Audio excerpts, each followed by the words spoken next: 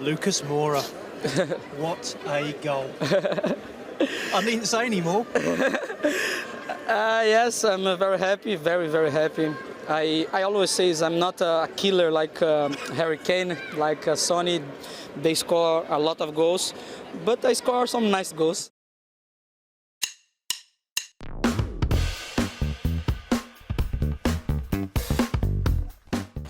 볼리TV 성욱입니다. 손흥민 선수가 3골에 모두 관여를 하면서 팀의 3대0 승리를 이끌고 루크부처 노리치면을 울렸던 노리치 시티전. 손흥민 선수 활약에 대한 현지 반응과 토트넘 선수들 현지 언론 평점 종합해서 소개를 해드릴 텐데요. 먼저 그 전에 이제 손흥민 선수 주요 기록을 간단하게 정리를 하고 가겠습니다. 이번 노리치전에서 풀타임 맹활약했던 손흥민 선수, 풀타임을 뛰면서 유효슛 2개 만에 한 골을 만들어낸 것을 비롯해서 모우라의 선제골을 도왔고 산체스의 추가골까지 이어진 그 코너킥을 또 찾고요. 굉장히 좋은 기여를 많이 보였는데요. 3골에 모두 관여를 했고 볼터치 57번, 그리고 무려 4개의 키패스, 그리고 크로스와 롱패스 성공도 각각 3차례 2차례씩 했습니다. 손흥민의 이름을 지우고 이 기록만 딱 보면 대체 이 선수가 어떤 포지션에 뛰는 선수인지 헷갈릴 정도로 굉장히 스탯이 풍성하고요. 그리고 이 콘테 감독 체제에서 공격진 운영이 3톱이긴 합니다만 최전방에 스트라이커를 놓고 그 아래 2명의 약간 10번 선수? 근데 10번이 예전 전통적인 플레이메이커라기보다는 공격수 3명을 위아래로 이렇게 삼각형으로 놓는다고 보면 되겠는데, 아무튼 그런 위치에서 좋은 역할을 해주고 있는, 또 이번 경기에서는 그 2명의 선수가 모두 터졌죠. 손흥민 선수와 또 모우라 선수. 굉장히 좀 흥미로운 그런 콘테 감독 체제에서의 토트넘의 공격 패턴인데, 아무튼 플레이메이커인지 윙어인지 스트라이커인지 참 헷갈릴 만큼의 이런 스탯을 보면 그만큼 전천후로 손흥민 선수가 팀에 기여를 했다는 걸 또 볼 수가 있습니다.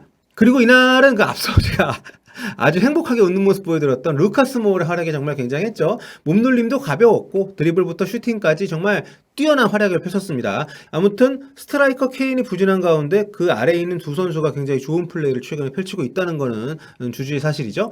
자, 공식 MOM은 후토크에서도 말씀드린 대로 손흥민 선수가 차지를 했는데요. 이로써 손흥민 선수는 올 시즌 벌써 6번째로 공홈 선정 MOM이 됐습니다. 올 시즌 이제까지 총 8번 선정이 된 파라오 리버풀의 모하메드 살라에 이어서 이 부분 단독 2위인데요. 자, 웨스트햄의 안토니오, 레스터의 제이미 바디, 맨유의 크리스티아누 팩토스보다 앞섭니다. 자, 그리고 이번에 뽑아낸 골은 리그 6호 골로 기록이 됐는데요. 이로써 득점 공동 6위까지 올라서게 됐습니다. 1위 살라하고는 7골 차기 때문에 굉장히 차이가 좀 많습니다만 2배 이상이니까요.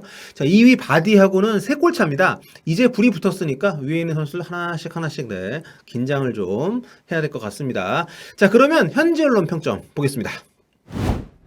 오늘은 총 4개 매체, 이브닝 스탠다드, 풋볼 런던, 또 구영민, 스카이 스포츠까지 이렇게 4곳의 평점을 모아봤는데요. 4개 매체 평균 점수로는 이제 루카스 모우라가 유일하게 8.0을 넘어서면서 최다 점수를 받았습니다. 손흥민 선수는 수비 쪽에 벤 데비스, 중원의 올리버 스킵과 함께 평균 7.75점 기록하면서 두 번째로 높은 점수를 받았고요. 이번에 웬일로 풋볼 런던께서 손흥민 선수한테 최고점 9점을 줬더라고요. 뭔가 했더니 케인한테 7점 줬어요.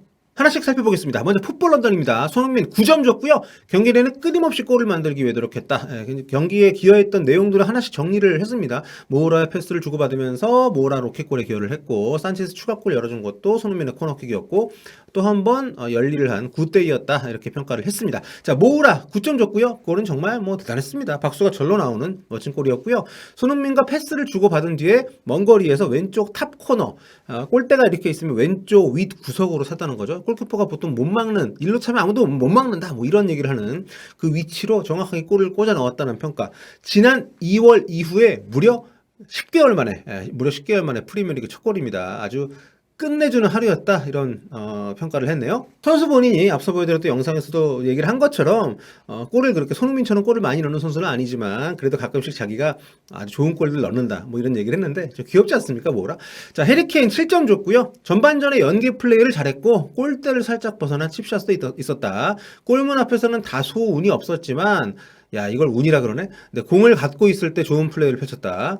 자, 올리버 스킵 8점 줬고요. 야, 스킵은 정말 나날이 발전하는 게 보입니다. 몸을 던져 공을 빼앗았던 슬라이딩을 비롯해서 수많은 태클과 인터셉트를 펼쳤고 동료 선수들에게도 좋은 패스를 넣어줬다. 손흥민의 세 번째 골로 이어지는 과정에서 벤 데이비스하고 좋은 패스를, 그러니까 벤 데이비스가 도움을 기록을 했지만 손흥민 선수에게 패스를 하기 전에 벤 데이비스하고의 어떤 연계 과정에서 스킵 선수가 좋은 역할을 했다는 거죠. 탄강가 5점인데요. 자, 윙백 역할은 그에게 어울리지 않는 자리였다. 공감을 합니다. 좀 거친 면도 좀 있고 수비에 좀 특화가 되어 있는 선수여서 물론 오버래핑 올라왔을 때 좋은 장면을 만들어낸 적이 없진 않습니다만 앞으로 이 3팩 체제에서 굉장히 애매한, 좀 이따 소개해드릴 벤 데이비스는 오히려 4백 때 애매했다가 3백 때 저격을 찾은 느낌인데 탄강가는 오히려 3백 전환하면서 이도저도 아닌 상황이 되는 것이 아닌가 약간 좀 우려가 됩니다. 자, 벤 데이비스 8점 받았고요. 오리가 물 만난 듯 콘테 3백에서 왼쪽 센터백 역할을 낚아채더니 탄탄한 수비의 공격력까지 보여주고 있다. 이날 굉장히 좋은 플레이였습니다. 손흥민 골을 스킵과 패스를 주고받으면서 어시스트를 했고 앞서 산체스 골 장면에서 손흥민의 코너킥을 머리로 떨군 것도 BD33이었다. 그쵸? 뭐 결과적으로 도움으로 기록이 이게 되는지 모르겠습니다만, 왜냐하면 그 뒤에 수비 맞고 또, 산체스에게 연결됐기 때문에, 아무튼 굉장히 좋은 그 연계 역할을 했었죠. 다음, 구영민입니다. 늘 좀 평가 내용을 궁금하게 만드는 구영민인데, 손흥민 선수에게 8점을 줬습니다. 루카스의 시원한 골을 어시스트했다. 코너킥에서 산체스의 골을 이끌어냈다.